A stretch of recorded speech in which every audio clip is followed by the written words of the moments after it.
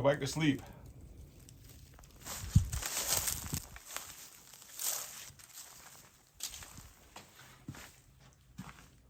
You are a gigantic chicken.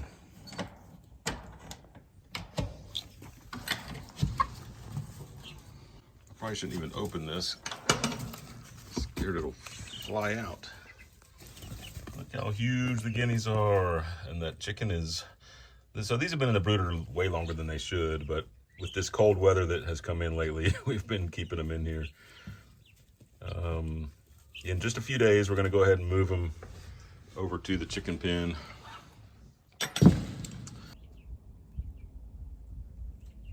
But the chickens are going to try to attack them, so we have to take care of them and put them together with the chickens, but yet keep them protected. So we'll put them over here in this little coop where we can close them up and they can just be right across the fence from all the other chickens. After a little while, we'll let them out. Speaking of the cold weather, over here in the garden, we had these beautiful, that's acorn squash, and 25 degrees got them last night. We put these stakes around the raised bed and then stuck this little shovel in the middle to make sort of a stake in the middle, and we put a tarp over it, and even took these cargo straps and held it on there so the wind wouldn't blow it off. But 25 degrees was just too much.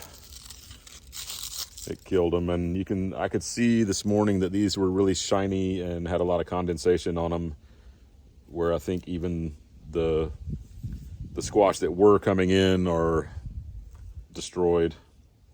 But without leaves, it can't continue growing those fruit, so they're gone. Got wiped out, but I was amazed that the basil was hanging on this long, so no big deal on that. A lot of herbs are really doing well. These herbs here are doing well.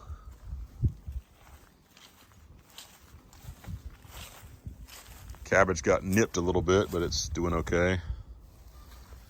The potato plants totally died, but Cindy dug up the potatoes and they were awesome. You know, we had these purple potatoes about this big earlier this year, and we had some that are like baked potato size purple potatoes. So that wasn't so bad to lose those plants and get some awesome potatoes out of there. Everything over here seems okay. Yesterday I wanted to take the drone up and fly around and look at some of the leaves, especially before the cold. I didn't want to lose some of the color that was still remaining. There's really not that much color now. I think like the top of that hill was about the way it was colored before. Looks like it's harvest time across the street. I think that's soybeans over there.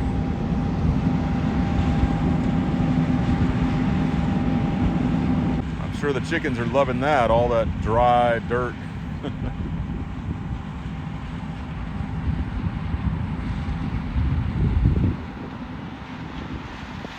That's a good reason to put on a mask. So I wanted to send up the drone, but my phone, the plug-in connector on my phone is messed up and it doesn't connect. So I couldn't record any video from it flying around. Wow. Can you see this dust in the air? Maybe with this black background. Yeah, there you can see it. That's from one pass from that machine. Maybe I will put on a mask if it gets any worse than this. So anyway, it's time I get my phone fixed. So I'm gonna go take it to Walter tomorrow and get him to replace that, what would you call that? Outlet or an inlet? I don't know, that you plug in the phone with. And my screen has a little crack too, so I might as well go ahead and get that fixed too. He has a business repairing phones, so we'll get him down there and get them fixed. It looks like there's a fog down in the field where all that dust is coming through.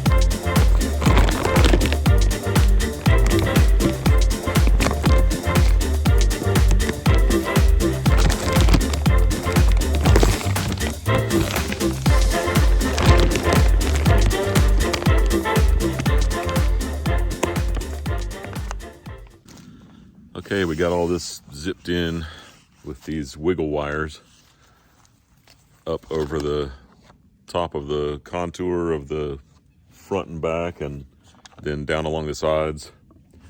Now I'm doing the corners. I've done one corner where we're putting these channels on the top and the sides and the bottom, and putting in a clear panel, one on each corner. So this is so that when we put the side on that rolls up and down, it gives it sort of a seal on the ends where there'll be 4 feet of overlap here. So we're getting a feel for what it's going to look like. There's still a lot of work left to do to install these side panels and the mechanism that rolls them up. I'm going to have to dig this trench out so that I can get my drill in here for one thing. I did hook up one of my anchors. So this is how those are going to go.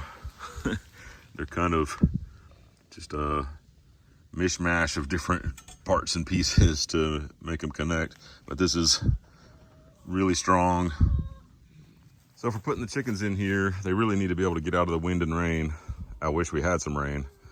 So they need to get up here in the top. I'm gonna make a little ramp. Cindy asked me to make one. These have a little ramp to get in and out of their door. Has a couple little boards on it to give them a little bit of traction. Got a couple pieces of wood that I'm gonna do this with.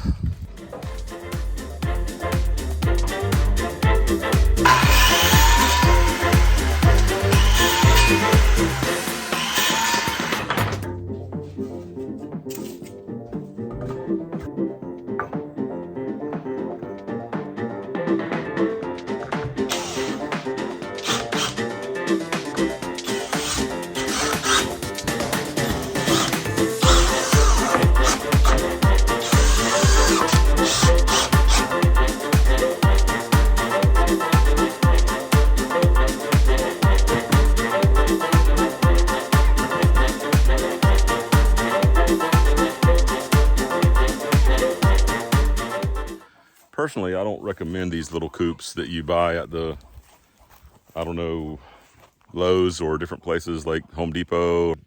They just aren't gonna really last. If you have something else you could put over it to protect it from the weather, then, you know, you see a roof on this thing, but then it's got just regular wood on top. And this, you know what, this has lasted a couple of years.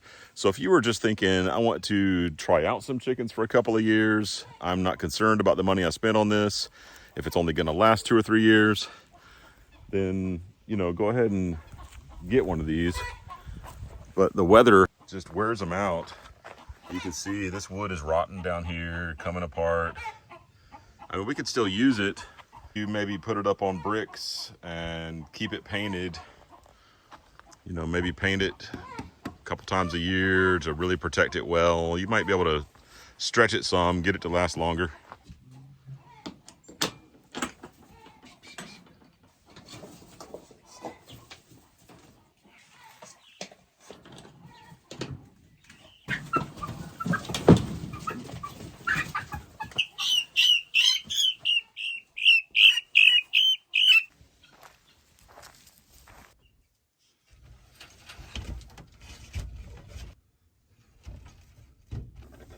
There you go. New place to live.